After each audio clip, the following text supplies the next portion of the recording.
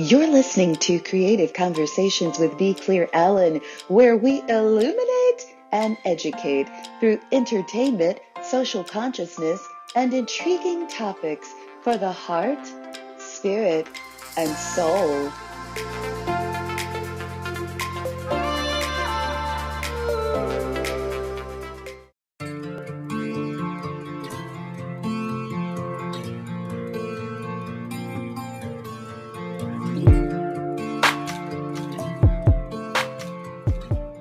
For scene one today, let me guess you're here because you're wondering what in the world does Kendrick Lamar have to do with the grieving process? Well, I have a confession I want to share with you today. Stay with me.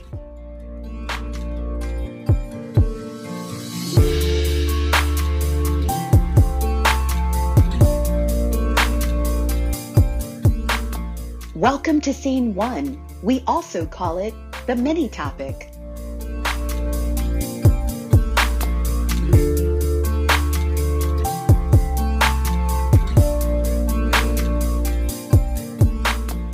So, I have a confession to make. During the time of my mother's death and subsequently thereafter, there was a song by Kendrick Lamar.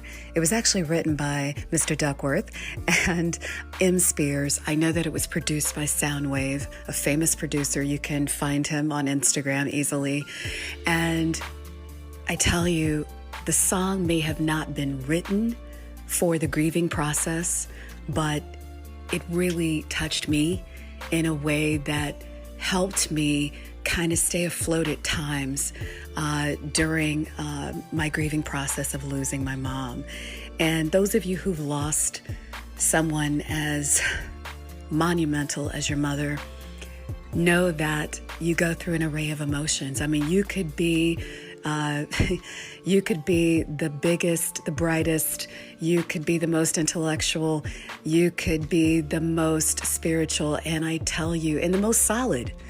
And it will bring you to your knees. It will make you question so much. And as I was doing a little research about the song Feel, I guess someone asked what was he feeling? Or why did he write this particular song? And so from my research, it says that he was writing about the wide range of feelings, particularly the negative ones that come with stardom. And it's almost like he feels like no one's looking out for him, and cites a strong desire to isolate himself from friends and family. And it's interesting because those same feelings I think that you might get with stardom could be very similar to the grieving process. There were times when I can remember taking the train particularly, and I'd be in the subway in New York City, and there's thousands and millions of people down there, and you want to keep yourself together, but everybody's going through different things. I didn't want to break down and cry, and so sometimes this song kind of helped me because I was feeling these types of emotions. I was feeling like I don't know who people are anymore. I don't know my place in the world anymore. I don't know how I'm supposed to proceed without my mother in my life. And so this song kind of touched on that. For me, this song is a metaphor for a bomb going off in your life, and you're trying to make heads and tails of it because, when you lose someone like your mom, it's like your world turned from color to black and white. And you're just kind of in that black and white, and you're surrounded by people all the time who are seeing in color, but they don't know that you see in black and white. And so that's kind of what the song represented to me. And when I was hurting for whatever reason, these were a lot of the emotions I was going through. I'm sitting here and I'm looking at all the lyrics really for the first time since this song was released back in, I believe, 2017. That's when all hell broke loose in my life, when my mother was diagnosed and subsequently passed away. So it's just interesting the timing of when this song was released as well. But as I'm looking at the lyrics, I'm just going to share with you a few of the lyrics that kind of stuck out to me. I'm not going to hold you long, but I just wanted to share with you something that helped me, and maybe it's going to help someone else. The song starts off with, "Ain't nobody praying for me." And when I tell you, it felt like a ton of bricks, because you're in so much pain that you really feel like no one's praying for you. And for those of you who are like deep all the time, I know that that's not the case, and I'm sure someone was praying. I know someone was praying, but it doesn't necessarily feel like that, especially in the aftermath when you're back alone again, so to speak. So when it starts off with "Ain't nobody praying for me," I was like, wow, that's exactly how I feel right now. I feel like nobody cares, nobody's praying, I've lost my mom. This is my new life. Another set of lyrics that touched me. I feel like I'm losing my focus. I feel like I'm losing my patience. I feel like my thoughts in the basement. I feel like you're miseducated. Feel like I don't want to be bothered. I feel like you may be the problem. Oh my goodness. How about this one? Feel like I ain't feeling you at all. Feel like removing myself. No feelings involved. That is something that really spoke to me, because I'm like, wow, I just want to dismiss myself out of everything. Here's another one.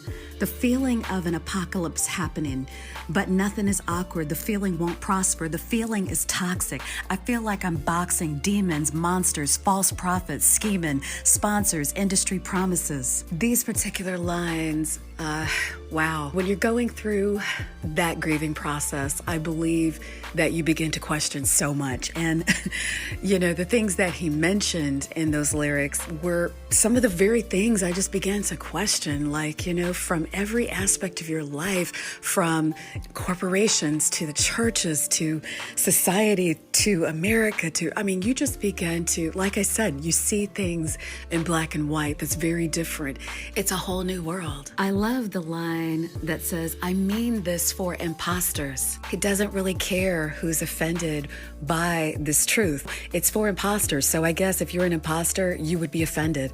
And that's kind of how I felt too. I was like, wow, this is exactly what I'm feeling. I don't care about what anyone else is thinking at this moment in time. I have to heal. And for those of you who are going through a similar situation, I know we've had a rough year. A lot of you are going through so much grief. And I just want to encourage you, your path to healing, your path during the grieving process, it's not going to be cookie cutter. And I had no idea that this song would touch me in the way that it did. There was a time I couldn't even listen to a hymn because I couldn't handle it. I couldn't handle listening to a hymn because all I knew was my mommy's not here. And this hymn right here is telling me it's going to be all right, and I don't feel all right. Kendrick Lamar won the Pulitzer Prize, and that just tells you right there how heartfelt his lyrics are. I thank God for him writing this song. It really helped me in ways I could have never imagined.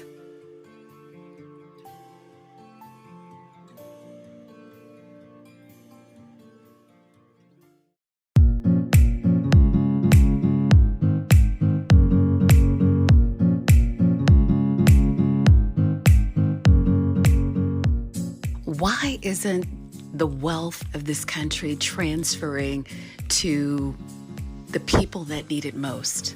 I'm trying to get simplified answers because it seems like everybody's an expert, right? Everybody's got a book, everybody's got a plan, everybody's selling something, and people are hurting and they need the wealth to transfer and they're trying to figure it out. So we've invited Mrs. Alyssa Phillips onto the show today to talk about the wealth transfer and to help us understand, hey, where is the bootstrap? What if you don't have a bootstrap? What are you supposed to do? I really love how she simplifies it for her followers. Check it out.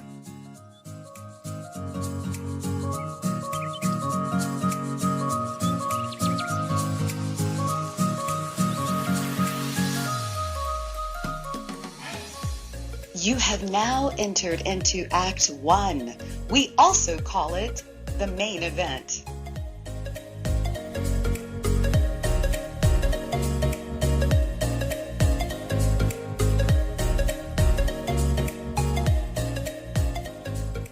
Hello, Mrs. Alyssa Phillips. How are you? Good. How are you? Good, good, good. It's so good to hear you. And thank you so much for being on Creative Conversations today. Of course. Let's just hop right into this. Our topic for today is the wealth transfer in America.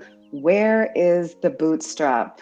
And I thought you would be a perfect person to come on the show to talk about this, because I tell you, you're really getting a lot of traction on social media for your success in real estate, in ventures, in business. Oh my God. I mean, like, people are like flocking to you right now, trying to figure out this maze in this country, because it just seems like so much is so unfair. Let's just start a little bit with your story.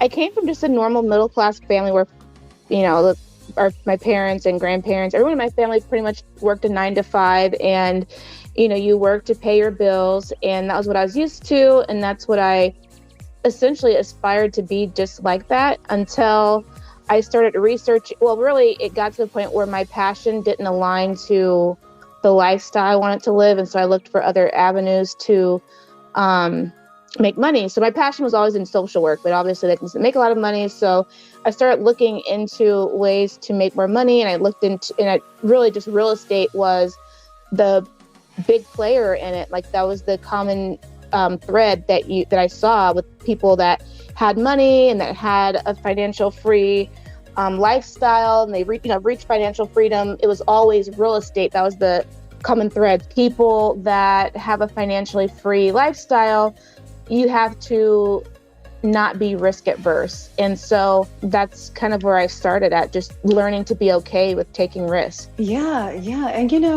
you were actually a teenage mother. Is that true?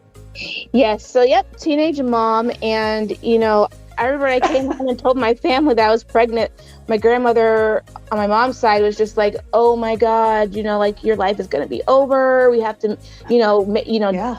It was also just like, you've got to make sure that you don't just do things to maintain your lifestyle, but now you've kind of got to pretty much accelerate your life plans. And that pretty much resonated with me. I'm just like, you know what? Yeah, I'm not going to be able to go to school for 4 years and, party and all that kind of stuff. So I'm going to create an accelerated plan to, kick this off. So would you say that your mother kind of influenced that, your direction in that? My mother and grandmother, because I could see it. They were like really, I wouldn't say hurt, but worried that I might not be successful.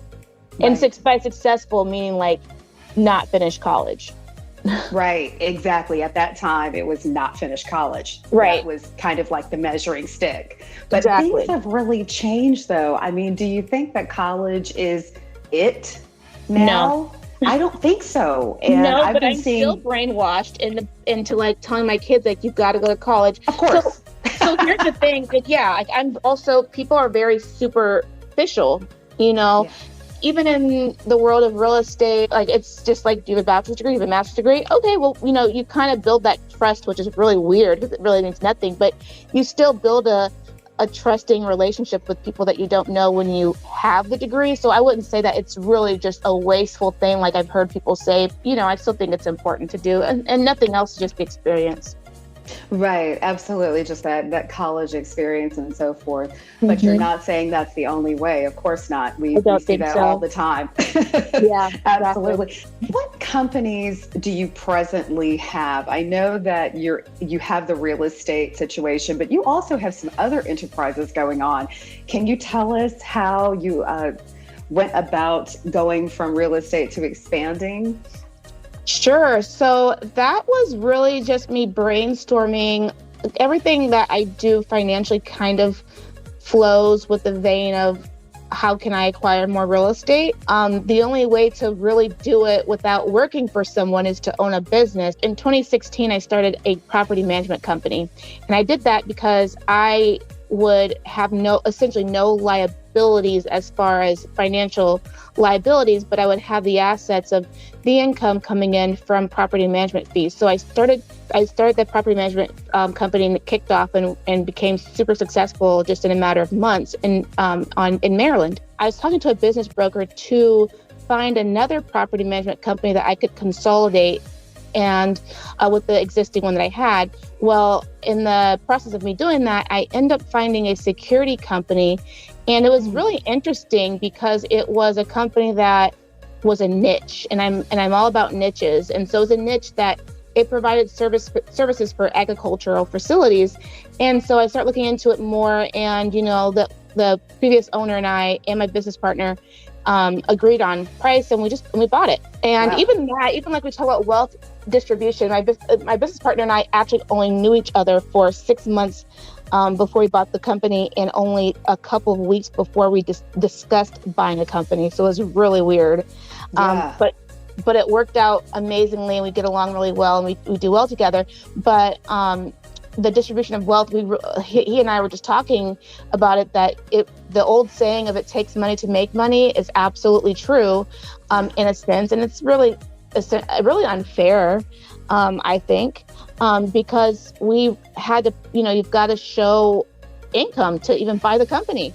And just on so many levels, there were just so many things that just showed us how much that saying is true in America, and just how unfair it is. Yeah, absolutely.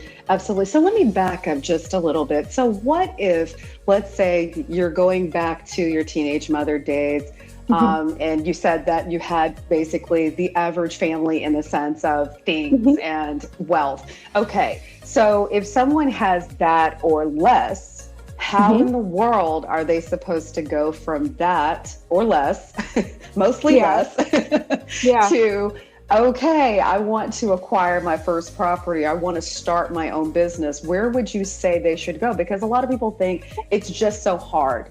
And we know that it's not, and we know it requires hard work, but how do we get started? Well, so one, I say it is hard because it's a mindset shift. And you do have to prioritize things that you're doing and presently. So my advice to people is to always partner with others, because you're not going to have as high as trajectory of someone who is able to invest initially, but you're still going to increase your wealth if you partner with someone. That's one option. Two is to lower your lifestyle now and just reduce a lot of expenses, even going down to just like things that you don't want to get rid of, like a vehicle, or getting an older vehicle, saving the monthly payment and pushing it to savings. There's so many things that you could probably cut on expenses, or even sharing expenses, things like that. That's the first thing. So, and none of this you can acquire without having some type of capital. So you've got to either make more money or cut expenses. But at some point, you can't cut expenses down to zero. So you've got to, partner with people to share those, share your endeavors with. Exactly. That's a really good point. And I don't know if I've really heard that from a lot of people who are so-called gurus, and they charge a lot of money to do what you're doing. And I don't know if I've ever heard any of them. I've listened to quite a few over the years, and I don't think anybody's ever said that. Hey, you need to be partnering with folks. They make it seem really easy. But what other advice would you give someone who's an aspiring entrepreneur from start to finish? So the partnering is definitely a great start. Once you get started, then how do you keep the momentum? Because, we always hear about these people who, they're selling something for a little while, 6 months later, it fizzes. We don't hear anything more from them. Bernie, and it happens. I talk with this a lot with my business partner. There's so many YouTube videos that are out there for free that really do spell out how you can do whatever venture you're looking to get into, but it comes down to accepting risk. And when I try and get people to invest into real estate, they'll have the cash, they'll have everything needed to do it, except for accepting risk. And once you can just swallow the fact that okay, I'm going to put $20,000, just a number throwing out. If I'm going to invest $20,000, my risk is I might lose my $20,000. Yeah. And if you're okay with that, then good, because the risk is probably a lot lower. The actuality of that, if you losing the 20,000, is probably low, but it could happen. Yeah. But it really is like, just do it. Like the old saying of just do it. Yeah, from the 80s. Yeah, exactly. Before your time. Before time, yeah. But it's totally, it's totally accurate. I think back on like, what did I do differently than others? And it's really like, I had the same information. I was watching the same YouTube videos. It was just that I won't say in a desperate position, but I was just like, I don't want to live month to month. Like, I rather just potentially lose out on this $20,000 than not to have done it and, continue to live month to month. So, and so I also am not in favor of people paying for advice, because the same things that you can find from these outlets that are charging, it's online. It's like, it's on YouTube for free. So it's just like, why are you, I think what people pay for it really is because, in a sense, they feel like their hand is being held more, which makes them have the illusion that their risk is lower, but really it's not. All risk is risk. Absolutely. Yep, exactly. And I will admit, I think as you get older, and that's something you have to fight against as you get older, is the risk that I took when I was 20 is not quite the same risk that I may have been willing to take at 40. You know what I mean? Mm-hmm. So I just think, that's just something that you didn't get the memo when you were in your 20s like you did. Maybe you're in your late 30s now and you're like, whoa. She's saying I got to just take risks. And I might lose it all. Exactly. Well, things that become muscle memory, and you're just used to living day to day like you're normally doing, and to unlearn those behaviors. And really, America does not teach wealth distribution or wealth transfer. We put money in 401k. It's a safe investment.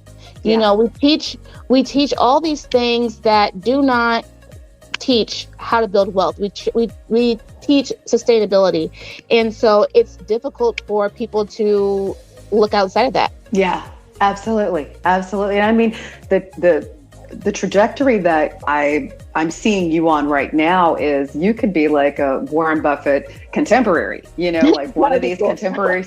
That's, going to be rising up. He'll be long gone. He's still with us. Thank God. He's still with us. Yep. But when he's long gone, there are going to be people who are rising up. And I definitely see you as one of those. And you are definitely getting traction. How can people, I know it's a lot of burden to have so many people like, oh my God, Alyssa, I need this. Can you please help me? And I know there's a lot of burden with that. But I do know that you're up for some of that burden. How can people link up with you on social media if they're just trying to get their life together and get to building wealth and stop this rat race that they're on? So it's funny. I just talked with someone else about this. I shoot out videos. They can reach out to me on social media. That's one thing. Actually, not reach out to me. They can watch my videos on social media. And then when they're actually ready and they've accepted the risk, then I feel like, then contact me. At this point, we do have smaller investment groups going on where people, like I said, they need to partner with other people, and they might just have $10,000 that they can risk. And so that's fine. We'll just pair them up with 4 other people that have that exact amount, and they can start with their first investment property and build income that way. Because like I said, I focus mostly on real estate. It's the easiest way to, it's people have their 9 to 5. So it's kind of an easier way to build wealth instead of saying, let's start a business, because that's going to require a lot of, time and such. But, I feel like do your research, learn, and then accept risk, and then start contacting people who are in the business to see what kind of partnership opportunities they have. The YouTube is REAP, REIAP. The YouTube thing is REAP, REIAP. Okay. And I think that's all you need to find it. I think so. Yeah. I think it's youtube.com/reap. Yeah. I think that's it. Yeah. Okay, great. That's great, great, great. So that at least will get people started. Then if they're serious about investing with you, because I know that you've got a pretty good network going on where you're hooking people up with other people who are trying to invest for the first time, or they don't have a lot to invest. So that way, all of them have some kind of ownership to get started. Right. Yep. And then that property is then possibly flipped or sold. Correct. Am I understanding this correctly? That's right. And then whatever the profit is from that is split amongst those who have invested. Then you take that and try it again and try to get more capital. Correct? Exactly. Correct. Oh, yay. I'm glad I was a good listener. Yeah. So, getting there. So each group gets to decide what their long-term goal is. Some just want to flip enough so they can have their own personal money to, pay off bills or continue to invest. And like the current group we have now, their goal is to get a multifamily. So they're going to flip and flip and flip together and buy a multifamily together. They get along really well. So so I think that's fine for them. That's a win-win. Yeah. Mm-hmm. They have a shared goal. It's not like two strangers. Although you have hooked up strangers, but you trust both strangers. Actually, they're all strangers to each other. Okay. Yeah. Okay. They haven't even met in person. It's only been Zoom calls, but they get along really well. They have the same goals. They all are just as ambitious, and they're okay with risk and such. So they're pretty good for business partners. And plus, there's obviously legal paperwork that goes into it, and to make sure no one gets overzealous on things. Now, are you primarily dealing with real estate now? Because you mentioned Maryland earlier. Are you still dealing with Maryland real estate, or are you just dealing with the state that you're living in, which is Texas? Nope. We do everywhere. Maryland, DC, Texas, Nebraska, Nevada. Wherever we find a good deal. So do you have any new ventures that you're working on currently? Right now, the next venture is opening up an RTC, which is a residential treatment center for foster kids. Yep, the facility holds 21 kids, and we're taking the ages that are tough to house. So we're getting 14, between the ages of 14 and 17, because they age out at 18 in Texas. And so these kids are going to be learning life skills. So we know that they have a high chance of aging out. So we're teaching them the basic life skills, not only basic life skills, but also, since we are in real estate, we are giving each child $100 a month to put into savings so that they can learn how to flip houses. They're going to learn they're going to learn the hands-on approach, like changing out the flooring, drywall. They're going to learn all those kinds of trades, and also how to manage those trades and know when something's done incorrectly. And then they're going to learn the administrative side. How do you run numbers? How do you find a house? How do you find lenders? And once they flip the house, we'll put that savings back into their accounts. And then when they age out, they'll have the money they'll have the money for whatever they need the money for, and or they can continue flipping on their own or with the assistance of us as well. And then once they age out, we have apartment complex that we've dedicated just to foster kids who have aged out of foster care, and they stay there for free, and they receive case management at least once a week. Just things touching base like how's your time management, things like that. Right. So they're getting care from the ages of 14 to 21 with us. And so that's the next venture that actually is in the works now and getting licensed by the state now, and will be up and running July 1st.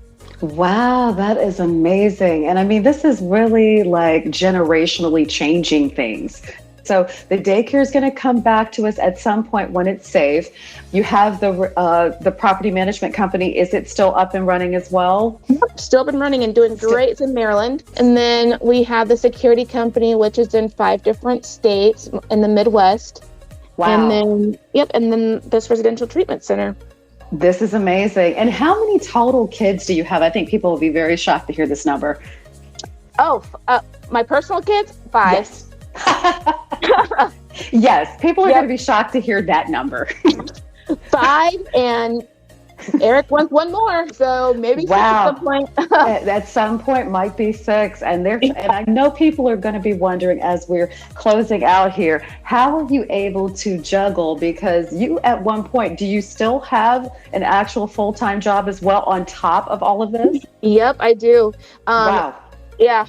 How are you doing this? This is like the $1 million question. I know, right this will here. be the last year that I'll be working the full-time job, but really how I juggle it is we have really good staff that do a really good job running each operation on their own, and we have to just step in every now and then. But I think the key is finding people who are loyal. You know, we pay them well, they have a passion, and they stick around and do a really good job. So that's kind of the key to everything. It's finding good people to work with you on your ventures. Yes. And of course, since real estate is my bread and butter, I always help out my staff with getting into real estate. You know, like one of my staff members just bought their first investment property. So we teach the skills to them as, you know, periodically throughout the year. And so they stay along because they want insight on wealth building as well. Wow, this is amazing. Well, we definitely want to have a part 2 with you at some point, maybe with your business partner, because I tell you, this is, like I said, generationally changing America little by little. And I mean, the more people that hook into people like you, I know that we're all going to at some point get to where our bootstrap was supposed to be. You know what I mean? We never had it. We just really appreciate you sharing your knowledge and so forth with all of us. Thank you so much. Oh, absolutely.